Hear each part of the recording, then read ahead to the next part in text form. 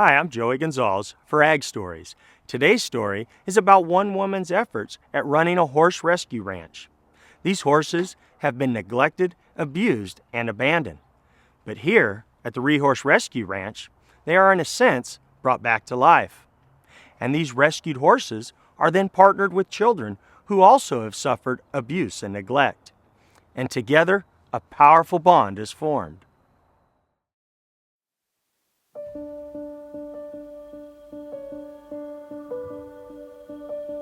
When we started was when the economy started to get really bad. People were losing their homes, losing their jobs, and last on the list are the luxury of taking care of your horses. So we were inundated with people asking us to take animals, and this was before we even started doing rescue. So once we found there was such a great need, we decided that we needed to do something. So we officially founded and started the Horse Rescue Ranch in February of 2009. And so we're in our 6th year now, and in the last 6 years we've rescued, adopted, and placed over 400 horses. We've had animals come in because people can't afford to take care of them. We've had owners pass away. We've had divorce situations, foreclosure situations, but I'd say 80% of the horses that we have at our facility now have come from criminal cruelty and neglect seizure cases. We handle every complaint we get regarding animal neglect, and we go out and evaluate. Is the animal underweight? Is the animal in an unsanitary condition? Does the animal have a medical problem that needs to be seen by a veterinarian? And it's a case-by-case basis. We got a call that a horse had collapsed on the highway that was being ridden. When we got there, the horse was down on the ground. He had been stripped of his tack by his owner, and we had to use our rescue harness that's made out of fire hoses to put around the horse, who was about 600 pounds underweight. He was very weak, could not get up on his own. That horse ended up coming to us, and he was involved in a criminal prosecution. There were actually, the same person owned another horse, and animal control, bless them, for not giving up on that horse. They were able to track him down and find him. He was in the same horrible condition. We told him at that time, after we loaded his horse, that we were seizing his horse due to neglect, and we were going to have a post-seizure hearing and get veterinary care for his horse. And then after the post-seizure hearing, we proceeded with criminal charges. We ended up with both of the horses here. The one horse that collapsed on the side of the highway after 11-month rehab, he ended up colicking, and we had to put him down. And people ask me, do you regret that, putting all that time and all that money into him? And there's no way. The last 11 months of his life were great, and every horse deserves that. The other horse that came in was adopted, and he has got a wonderful home. But these are the kind of things that we see and the kind of things that we deal with, and it doesn't get any easier, ever. There's something that I want to show you. This, sorry, I can barely get it with one hand, we actually had a horse in a criminal cruelty seizure case that we actually had to cut her tail. This mud and feces ball had petrified in her tail, and it weighs about 21.4 pounds. So she was carrying this for how many years, we don't know. You can actually see there's some rock in it. It's petrified manure and mud. And horrifying. How is a horse supposed to be able to swat a fly with this? And what kind of pressure that must have put on her back, I can't even imagine. But this is just one example of the cruelty and abuse that we have seen with these animals. And this was just heartbreaking. We have gone in and done several criminal cruelty seizures with Animal Services and the Sheriff's Department. And we have seen some horrifying things. Emaciated animals, some of the filthy conditions that they've lived in. Nothing shocks me anymore, but it breaks my heart every single time. We've gone out and seen some of these situations, and there are days that I'm ashamed to be a human being after what I've seen, the way that people have treated their animals. We had a horse come in here and starve to death the second day she was here. And that was a tough one. That was the first horse we lost, and we actually had a second horse the same day colic, and we had to put her down. And that was kind of a make it or break it day. It was like either we're going to give up or we're going to go full force. And so we didn't give up, but it's heartbreaking to see how cruel and inhumane people can be. Raquel contacted our agency, which is Tuolumne County Child Welfare Services, and she had an idea for a program. And she invited us out to see the program, see the ranch, and as she was talking about some of the work she does with the animals, it became very clear that the work that she does and the work we do in social work in Tuolumne County was very similar. The reason that we went after that group of kids is because those kids have been through the same thing that these animals have been through. And we thought that if there was any greater match, it was these kids and these horses, and we thought that they may have the opportunity to help heal each other. We teach the children safety issues, how to behave around horses. They learn to groom them, halter them, pick up their feet.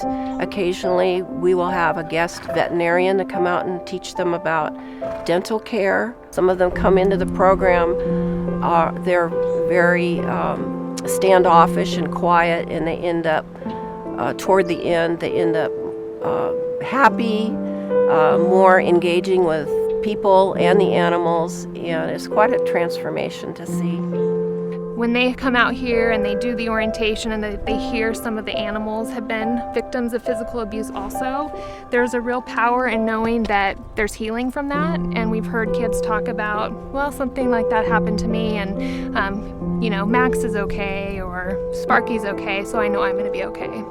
Some of these kids, this is the highlight of their week. This is the only 3 hours a week where they have to look forward to something, and they get to be without their parents, and they get to be without worrying about, do I have to go to court tomorrow? Where am I going to sleep tonight? Are my parents doing drugs again? Whatever their situation may be, this is 3 hours a week where they get to come out and love all over these animals and have these animals love all over them, and they're safe.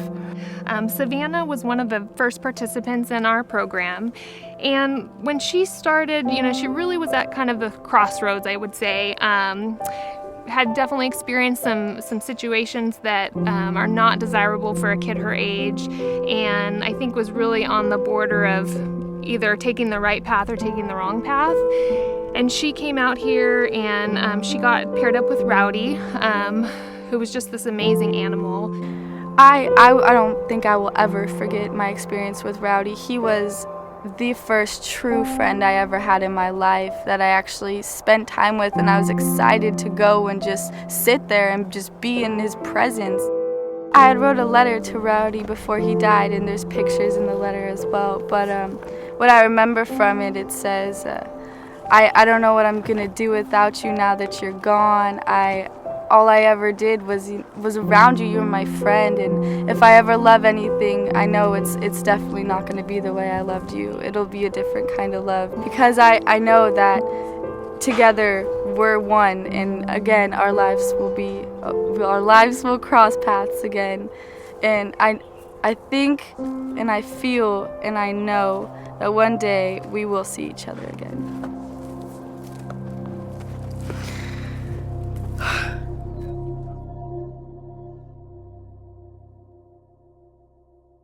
Okay, this is Sparky.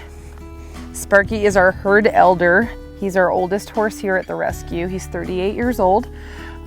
Sparky is the most handsomest man in the whole wide world, and he totally knows it. He's been with us for 3 years now, and when he came in, we didn't think he was going to survive a week. He weighed 500 pounds. He's put on 240 pounds since he came into our facility. And he's tremendous. He is a healer. He has healed so many people that come here, whether it's our volunteers or our kids. He came in 2 days before we started our first group of Hands and Hoofs kids for the foster kid program, and it was awesome because they got to participate and be a part of his rehab, and we got to monitor his progress every week, and they are responsible partially for getting him going and giving him the desire to keep going, because those kids just loved him to pieces. And he is my four-legged soulmate. He is the absolute love of my life, and he knows it. He knows it. I couldn't imagine this place without him. Okay, Max is a very special animal. He is our biggest horse here at Rehorse. He weighs 1,500 pounds. He's 17 and a half hands tall, and just a gentle giant, super sweet. But Max came from a home. The lady that owned him called me and said, I've got a horse I need to find a home for by the end of the month, and if I can't place him, I'm gonna put him down. So I asked her, I said, is there something wrong with him? She said no. She said, I need to find him a home by the end of the month. So I said, we can't take him. We'll come up and get some pictures. And we got up there and it was Max, just this massive, giant animal. And the lady says, she said, I've had him since he was born. She said, I don't like him, I don't love him, and I don't want him. She said that she had his brother and he was the best horse he ever had and he died and she wished it was Max. She said if we could find him a home, that he came with 9 bales of hay that were in her barn that had gotten wet, that were moldy, and that's what he was eating now. So she was feeding him moldy hay. And we decided at that point that Max was a horse that really was in a situation that he needed to get out of, and he really needed to be here. So Max is 14 years old. He is one of our program horses with our hands and hoofs. We've been able to partner him with children that have never been around horses, never handled a horse. He's just that gentle and he loves the kids that much. There are so many things that people can do to help. Donations are huge. We operate 100% on donations, and right now, just to feed the animals here is costing probably about $250 a day. And that's just for feed, outside of medication, other needs. So donations are always great, and donations can come in the form of monetary donations. They can come in the form of hay. They can come in the form of any other kind of feed or used tack that we can sell. We also, we operate on volunteer help. So if somebody isn't necessarily in a position to do something to help financially, we always need volunteers because we never run out of chores. Feed bills, chores, vet bills, we never run out of. So that's another way that people can help. People can help by adopting a horse, considering a rescue horse as opposed to going out and buying a horse. Give a horse an opportunity at a great life, and I promise, you won't regret it. These animals are incredible, and they are so grateful. And the bond that you form with one of these guys that's come from a bad situation it's tremendous.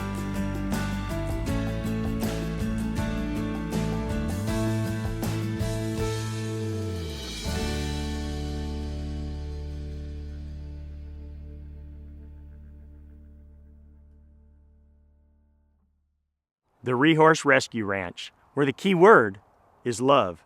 Love for the horses they rescue, as well as the hearts they touch. Human to horse, horse to human. The end results can be more than rewarding for both.